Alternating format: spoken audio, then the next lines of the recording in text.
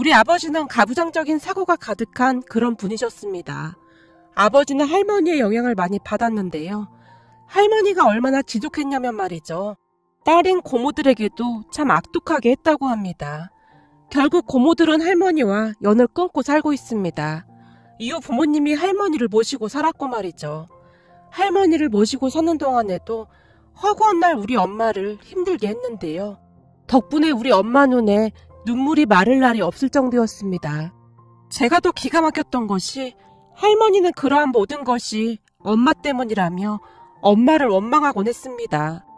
네가 잘 좀 했어봐. 우리 아들이 저렇게 술을 먹고 다니겠냐? 이게 다 너 때문이야. 라는 말도 안 되는 소리를 하곤 했거든요. 그러다가 제가 초등학교 고학년이 될 무렵, 그리고 오빠가 중학생이던 무렵 갑작스레 아버지가 세상을 떠나셨습니다.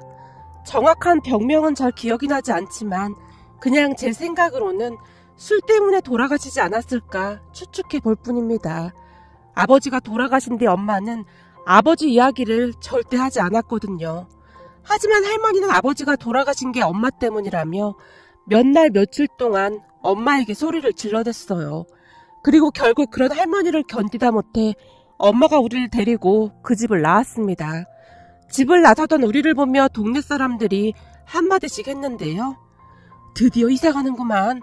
저 집처럼 악독한 시어머니가 어디 있겠어. 잘 생각한 거지. 암 그렇고 말고. 그러게 말이야. 며느리를 그렇게 못살게 굴더니 아들도 그렇게 되고 늙어서 고생 좀 하겠네. 당신 배 아파 낳은 딸들한테도 그렇게 못들게 했잖아. 오죽하면 딸들이 엄마랑 연을 끊고 살겠어. 며느리가 아주 잘 생각한 거지. 남편도 허구한 날 속썩였지. 시어머니도 악독하지. 저희가 참 고생이 많네. 라는 말을 할 정도였으니까요.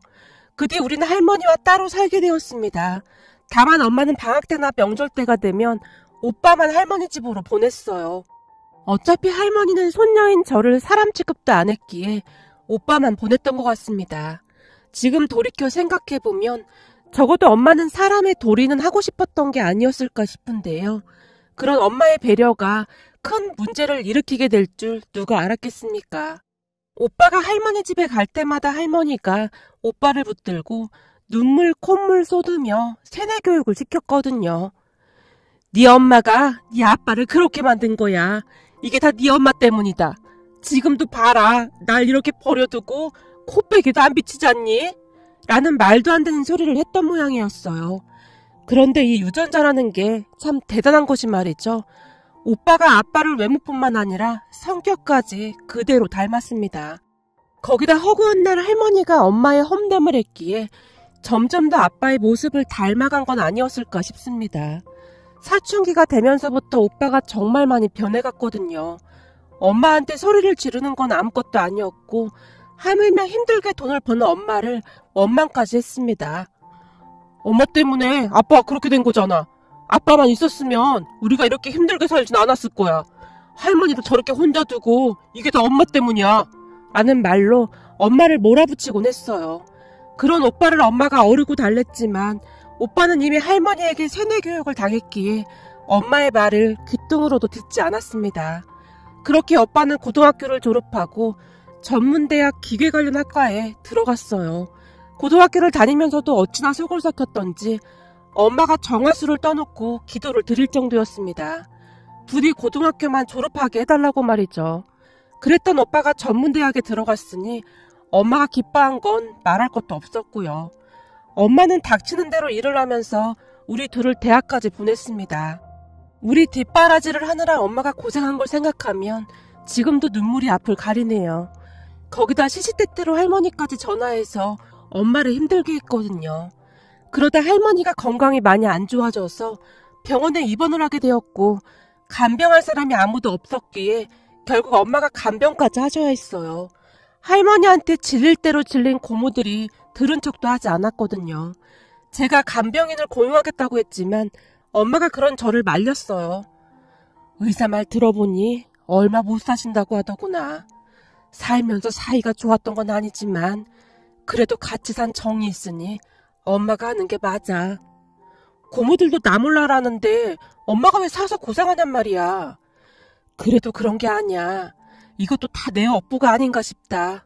엄만 괜찮으니까 신경 쓰지 마 라는 말을 할 뿐이었어요. 그렇게 몇 달 뒤 할머니는 돌아가셨습니다. 우리 셋이 장례를 치렀는데 역시나 고모들은 찾아오지도 않았어요. 나중에 고모들이 엄마한테 감사하다며 돈을 모아서 가지고 왔을 뿐이었어요. 고모들이 엄마한테는 정말 잘했거든요. 그러한 모습을 보며 도대체가 할머니가 어떻게 했길래 다들 저리도 학을 떼는 걸까? 라는 생각까지 들었습니다. 하긴 우리 엄마한테 하는 걸 보면 충분히 그럴 수도 있었겠다라는 생각이 들기도 했지만요. 그 뒤 엄마는 할머니가 살던 집을 수리해서 살게 되었습니다. 할머니가 유일하게 엄마에게 남긴 재산이었다고 해야 할까요? 그곳이 바닷가 근처 마을이었기에 엄마가 살기에 조용하고 좋았거든요. 그렇게 시간이 흘렀고 엄마는 그곳에서 나름 만족하고 살고 계십니다. 그리고 오빠는 전문대를 졸업하고 무슨 중소기업 시설팀? 그런 곳에 취업을 했는데요. 거기가 정규직은 아니고 파견근로인가 그런 것 같았어요. 그리고 저는 나름 공부를 잘했었기에 중견기업에 입사를 했고요. 엄마와 저는 누구보다도 서로를 아꼈지만 오빠는 여전히 엄마에게 원망이 가득했습니다.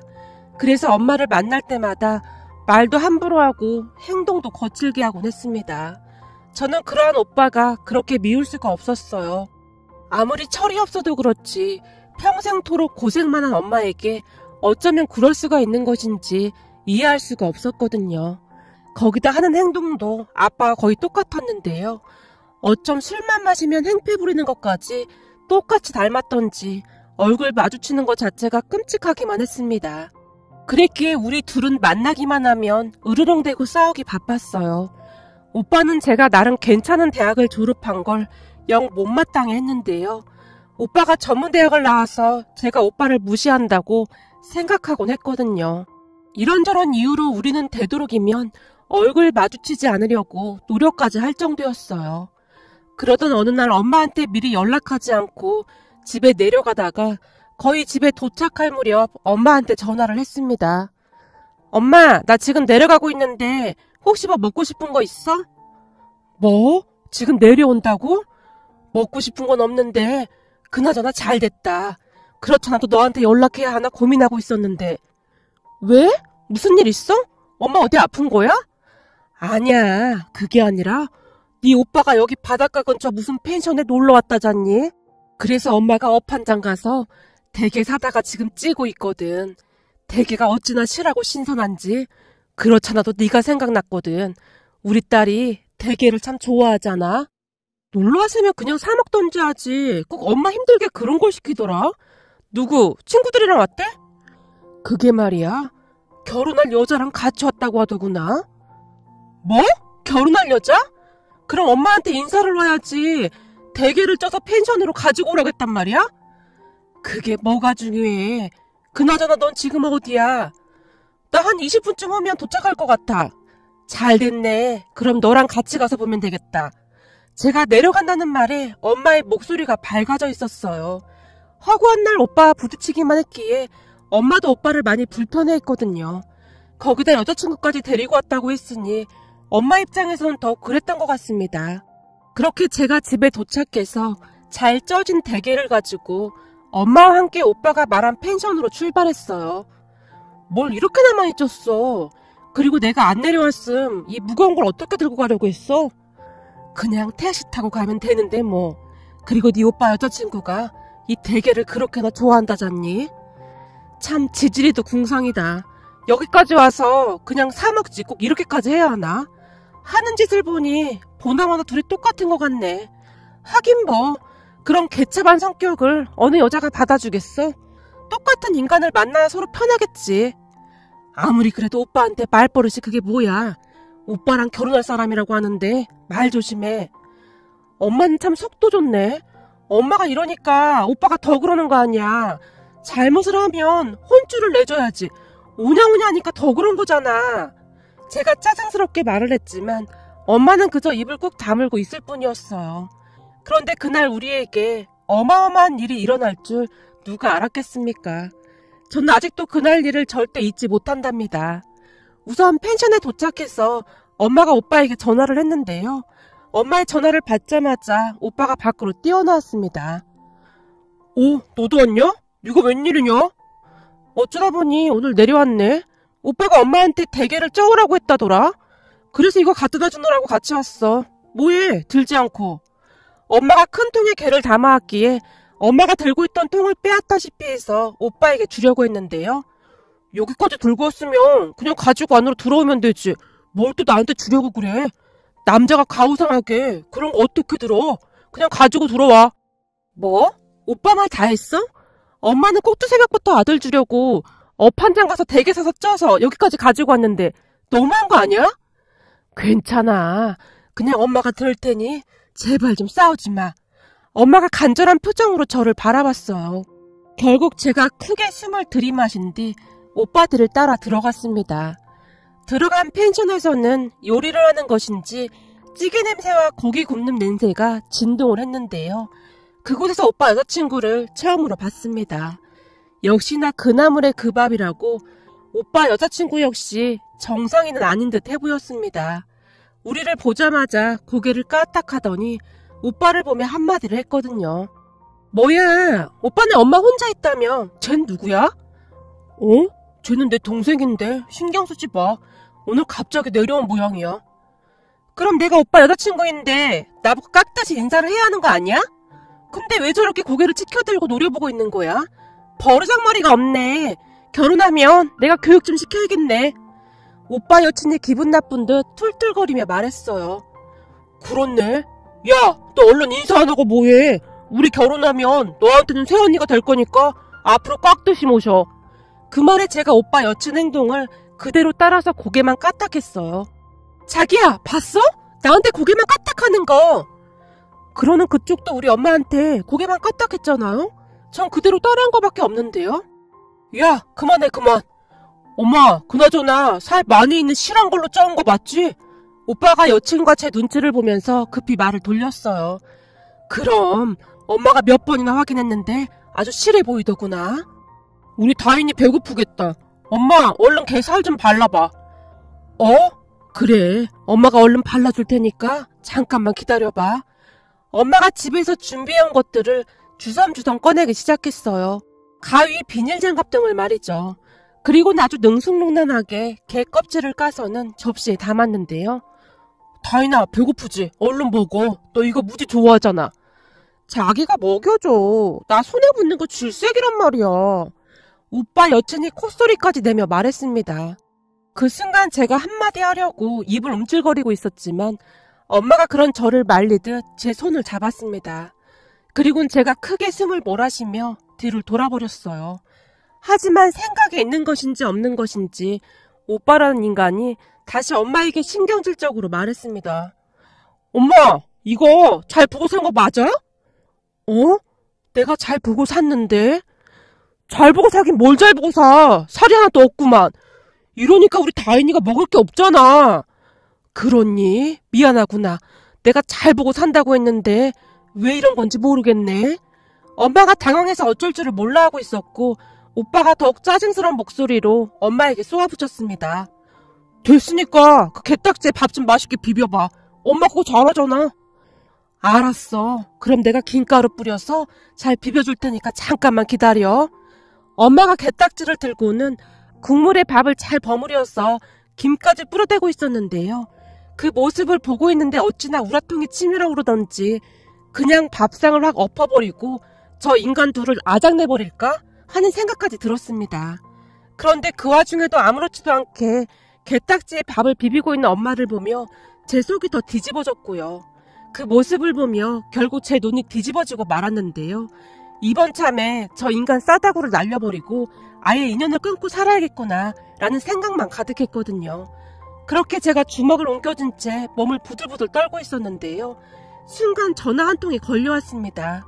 전화기 안에서는 이모의 호탕한 목소리가 들려왔어요. 제가 집에 내려오던 길에 이모한테도 전화를 했었거든요. 이모와 이모부는 쭉 서울에 사시다가 몇 년 전쯤 엄마 집 가까이로 내려오셔서 멋진 전원주택을 짓고 살고 계셨거든요. 두 분은 재산이 꽤 많은 편이었어요. 그랬기에 공기 좋고 풍경 좋은 곳에서 노후를 만끽하고 계십니다. 제가 엄마 집에 내려오는 날이면 이모와 이모부까지 모두 모여서 삼겹살 파티를 하곤 했기에 내려오면서 이모한테 전화를 했었거든요. 너 아직 안 내려왔어? 어디야? 하도 연락이 없길래 걱정돼서 네 엄마 집에 왔는데 엄마도 없네? 아, 이모, 그게 말이지? 라고 말을 하던 제 머릿속에 번뜩하고 뭔가가 스치고 지나갔습니다. 이 상황을 단박에 끝내버릴 수 있는 유일한 방법이 생각이 났거든요. 우리 이모를 잠시 소개하자면 우리 이모를 아는 사람들은 이모를 보며 다음과 같이 말하곤 한답니다. 저승사자가 왔다가 이모한테 양 싸다고 맞고 울고 도망갈 거라고 말이죠. 그러니까 한마디로 불의를 보면 절대 못 참는 그런 성격이에요. 그렇게 저는 잠시 자리를 이동해서 이모에게 말을 하기 시작했어요. 이모, 사실 말이야. 여기 바닷가 근처 땡땡 펜션인데 오빠가 여자친구를 데리고 왔더라고. 그래서 잠깐 여기 들렀는데 이모도 잠깐 올 수 있어? 오빠가 첫 여친을 데리고 왔는데 궁금하지 않아? 난 이모가 꼭 왔으면 좋겠는데. 그래? 알았어. 그럼 지금 이모부랑 거기로 출발할게. 땡땡 펜션이라고 했지? 라며 이모가 전화를 끊었는데요. 제가 조용히 쾌재를 불렀습니다. 그리고 제가 엄마 옆에 자리를 잡고 앉았어요. 엄마 집에서 펜션까지는 먼 거리가 아니었기에 두 분이 곧 펜션에 도착을 했고 제게 다시 전화를 걸어왔습니다. 이모, 나 지금 나갈게. 뭐? 이모? 언니가 여기로 왔어? 엄마가 놀라서 제게 물었어요. 오빠가 처음으로 여자친구를 데리고 왔는데 이모도 봐야 할 것 같아서 내가 여기 알려줬어. 그런데 그 순간 오빠가 마구마구 소리를 질러댔어요. 야, 누가 네 맘대로 이모 부르라고 했어. 우리가 여기 쉬러 왔지. 가족 모임하러 온 줄 알아? 아니, 난 그냥 이모가 어디냐고 묻길래 오빠가 여자친구 데리고 왔다고 했더니 궁금하다면서 오겠다는 걸 랜들 어쩌란 말이야. 이모 성격 몰라서 그래? 진짜 짜증나네. 나랑 이모랑 사이 안 좋은 거 뻔히 알면서 진짜 생각이 있는 거야 없는 거야. 왜 그래? 하나밖에 없는 이모인데 잘 지내야지. 아무튼 난 나가서 이모 모셔올게. 라며 제가 후다닥 일어나서는 이모가 있는 곳으로 갔어요. 저를 보자마자 이모와 이모부가 아주 반갑게 맞아주셨는데요. 우린 네가 하도 연락이 없어서 무슨 사고라도 난 줄 알았잖니. 나도 오늘 내려오다 들었거든. 조금 놀라서 깜빡했네. 근데 날 여기까지 부른 거 보니 네 오빠 여자친구도 만만치가 않은가 보구나. 역시 우리 이모 눈치 하나는 빠르다니까. 그렇게 제가 오빠 여친의 만행을 이모에게 다 일러 바쳤습니다. 잠시 제 말을 듣던 이모의 눈에서는 금방이라도 레이저가 뿜어져 나올 것 같았는데요. 좀 전에도 말씀드렸듯이 우리 이모는 엄마와는 정반대의 성격으로 불의를 보면 절대 못 참는 분이시거든요. 내가 이것들을 오늘 그냥 가만 안 놔둘 참이야. 근데 네 엄마는 그 꼬라지를 그냥 보고만 있었단 말이야. 그니까 내가 속이 터진다는 거야. 그렇더라도 그것들이 개딱지 처먹고 있는 거 내가 다 뒤집어 엎어버릴까 하고 있었는데 이모가 딱 전화를 했었던 거야. 아주 잘 됐지 뭐. 아무리 그래도 동생이 오빠 깃방망이를 날리는 건 좀 그렇잖아. 제가 다시 운을 띄웠고 이모가 소매를 걷어붙이더니 발걸음을 재촉했습니다. 그런 이모를 이모부가 급히 따라가며 어쩔 줄을 몰라 하고 있었는데요. 여보, 너무 심하게는 하지 마. 그러다 또 경찰서라도 가면 어쩌려고 그래. 이제는 나도 나이가 있어서 당신 뒤처리하기 힘들단 말이야. 그럼 저런 개차반들을 그냥 보고만 있으란 말이야. 그리고 얼마 뒤 상상을 초월할 만한 일이 일어났습니다. 이모가 펜션 안으로 들어섰는데 오빠가 엉거주춤한 자세로 일어나더니 오빠 여친의 팔을 툭툭 치며 말했어요. 다인아, 얼른 일어나서 인사해. 우리 이모야. 진짜 짜증나 죽겠네. 이제 하다하다 이혼의 가족까지 온 거야? 무슨 거지도 아니고 펜션 하나 잡아놓고 뭐하는 짓이야. 아가씨는 어른한테 인사할 줄 몰라요? 네? 안녕하세요. 오빠 여친이 간신히 인사를 하고는 자리에 앉았는데요. 그리고는 아무렇지도 않게 엄마에게 명령하듯 말했어요. 어머니, 개껍질 좀 까봐요. 그리고 게딱지에다 밥 좀 더 비벼봐요. 나름 먹을만 하네요. 라는 말을 하는 게 아니겠습니까? 그러니까 한마디로 오빠 여친은 눈치가 없어도 너무 없었는데요. 그때쯤 우리 이모의 표정이 아주 무시무시했거든요. 그렇게 오빠 여친의 말에 엄마가 열심히 살을 바르고 있던 순간 자기 말이 맞는 것 같아. 자기네 엄마 엄청 굶뜨다. 그래서 자기랑 맨날 싸웠던 거구나. 라고 말하고는 키득키득 웃어댔습니다. 야, 말도 마라. 그러니 내가 얼마나 답답했겠냐. 그래서 할머니도 엄청 싫어하셨고 우리 아빠도 그렇게 일찍 돌아가셨잖아. 오빠도 열심히 맞장구를 치고 있었고요. 그리고 저는 옆에서 팔짱을 낀 채 정신이 나갈 대로 나간 바퀴벌레 한 쌍을 노려보고 있었는데요. 갑자기 이모가 대게 한 마리를 통째로 움켜쥐더니 순식간에 쥐고 있던 대게로 오빠의 등짝을 날려버렸습니다. 그 덕분에 국물이며 게 다리며 여기저기 튀고 난리가 났고요. 이모, 지금 뭐 하는 거예요? 너 지금 네 엄마한테 뭐라고 했냐? 네가 그러고도 장남이냐? 그동안 네 엄마가 니들을 어떻게 키웠는데 감사하다고 하지는 못할 망정이지. 그게 어디서 배워먹은 버르장머리야? 내가 뭘 어쩌다고 그래요? 그리고 까놓고 내가 틀릴 만한 것도 없잖아요? 우리 아빠가 일찍 돌아가신 것도 다 엄마 때문이잖아요. 뭐가 어쩌고 어째? 이런 개 호루자식 같은 놈을 만나. 어디서 데리고 와도 꼭 지랑 똑같은 애를 데리고 와서는 집안을 쑥대밭으로 만들어놔? 라며 이모가 이번에는 밥상을 뒤집어 엎어버렸습니다. 그 바람에 밥상 위에 있던 것들이 우수수 다 쏟아졌는데요. 너 같은 인간들은 이런 거 먹을 자격도 없어. 여보, 가서 우리 진순이 밥 좀 가지고 와봐. 저것들한테는 진순이 개밥이 제격이 있구만. 여보, 무슨 그런 섭한 말을 하고 그래. 우리 진순이가 얼마나 효녀인데 진순이를 쟤들하고 비교하는 거야. 우리 진순이가 사람 말을 못해서 그렇지 최소한 우리 진순이는 애미애비는 알아보는구만. 항상 조용조용 하시던 이모부가 이모에게 심각한 목소리로 말했어요. 이모부의 표정이 어찌나 진지하시던지 순간 웃음이 나올 정도였습니다. 그렇네. 니들한테는 우리 진순이 밥도 아깝다 아까워. 근데 만나도 어쩜 이렇게 똑같은 것들끼리 만났을까나. 이런 개만도 못한 것들아. 이모의 목소리가 어찌나 크던지 저조차도 오금이 저릴 정도였어요. 하지만 오빠 여친 또한 만만치 않았는데요. 자기야, 이 사람들 진짜 미친 거 아니야? 당장 여기서 나가라고 해. 이게 어디서 어른 앞에서 모가지를 빳빳이 쳐들고 주댕이를 나불대고 있어. 니들이 엄마를 종마냥 불러놓고 어디서 오라가라 지랄이야 지랄이. 자기야 뭐해. 빨리 내보내지 않고. 졌다니까 안 먹어도 되니까 다들 나가세요. 오빠 여친이 우리에게 삿대질까지 했는데요. 그 순간 이모가 바닥에 떨어져 있던 잘 비벼진 게딱지 비빔밥을 손으로 한 움큼 푸더니 오빠 여친 얼굴에 확 비벼버렸습니다. 정말이지 순식간에 일어난 일이었기에 우리 모두 놀란 채 입만 떡 벌리고 있을 정도였어요. 아, 비린내! 이거 뭐야! 저 아줌마 뭐냐고! 오빠 여친이 눈이 따가운지 눈도 제대로 뜨지 못한 채 마치 미친 사람 마냥 방방 뛰고 있었어요. 그러다가는 오빠 여친이 대성통곡을 했는데요. 그 모습에 우리 모두 넋이 나간 채 입만 벌리고 있었고요. 우린 이만 가자! 라며 이모가 우리를 끌고 그곳을 나왔는데요. 그 두 인간들이 발악을 하고 있었지만 우리는 들은 척도 하지 않았습니다. 그 뒤 우리는 다 같이 모여서 오랜만에 회포를 풀었는데요. 이모가 엄마를 나무라기 시작했어요. 너 내 말 잘 들어. 안쓰럽다고 그냥 오냐오냐 키우니까 저 모양이 된 거 아니야. 어디서 엄마한테 그따위로 행동을 해. 앞으로 찾아와도 다시는 받아주지 마. 어쩜 하는 짓이 지 아빠를 그대로 빼다 박았는지 한심하다 한심해. 그러게 이게 다 내 잘못이야. 내 딴에는 아빠도 없이 사는 게 안쓰러워서 잘 품어줘야지 했던 건데 그러면 언젠가는 엄마 마음 알아주겠지 그러고 살았는데 오늘 보니 사람 되긴 틀린 것 같네. 아마도 뼛속까지 제 아빠를 닮은 것 같아. 아니면 제 아빠 귀신이 씌었던지.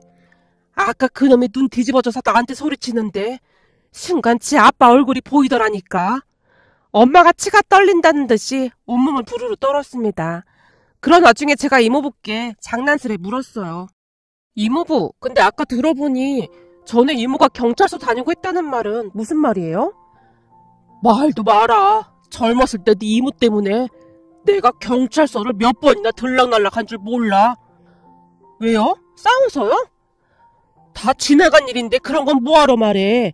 이제는 조용히 살고 있구만. 그때야 그 큰어머님이 우리 어머님한테 함부로 하니까 내가 열불 터져서 그런 거 아니야. 그렇다고 큰어머니 머리카락을 그렇게 많이 뽑아놓으면 어떡해. 내가 그때만 생각하면 지금도 자다가 벌떡벌떡 일어난다니까. 그니까 늘 착한 우리 시어머님한테 못 배워서 무식하다더니 그런 말을 하느냔 말이야. 그랬으니 그땐 나도 완전 빡쳐서 눈에 뵈는 게 없었던 거지. 근데 당신 그때 어머님 표정 못 봤지? 내가 이제야 말하는 건데 어머님께서 아주 기특하다는 표정으로 날 바라보셨다니까. 근데 아무리 그래도 그렇지 어떻게 날 경찰에 신고까지 할 수가 있냐? 큰어머님 그 양반이 아주 쪼잔하고 사악한 양반이었다니까. 아무튼 우리 이모는 못 말려. 제가 고개를 절레절레 흔들며 큰 소리로 웃었어요. 그리고 그 뒤 우리는 오빠와 완전히 연을 끊었습니다. 나중에 오빠가 내려와서 우리 때문에 여자친구와 헤어졌다며 울며 불며 다시 한번 행패를 부린 모양인데요. 동네 사람들이 급히 이모한테 알렸고 이모와 이모부가 놀라서 엄마 집으로 쫓아갔다고 하네요. 그런데 엄마가 무시무시한 표정으로 마당에 있던 쌀이 빗자루를 들더니 오빠를 사정없이 내리쳐서 내쫓아버렸다고 합니다. 아마도 엄마는 독해지기로 단단히 마음먹은 모양인지 그 어느 때보다 단호해 보였다고 하네요. 그런 엄마를 보며 오빠의 얼굴이 새파랗게 질려 있었다는데요. 갑작스레 너무나 변해버린 엄마 때문에 오빠가 혼비백산한 모양이었어요. 급히 주랭랑을 쳤다고 하네요. 가끔 저한테 전화를 하고 있지만 저는 절대 전화를 받고 있지 않답니다. 이런저런 사연들을 들어보니 사람 본성은 절대 바뀌지 않는다고 하더라고요. 그 본성이 어디 가겠습니까?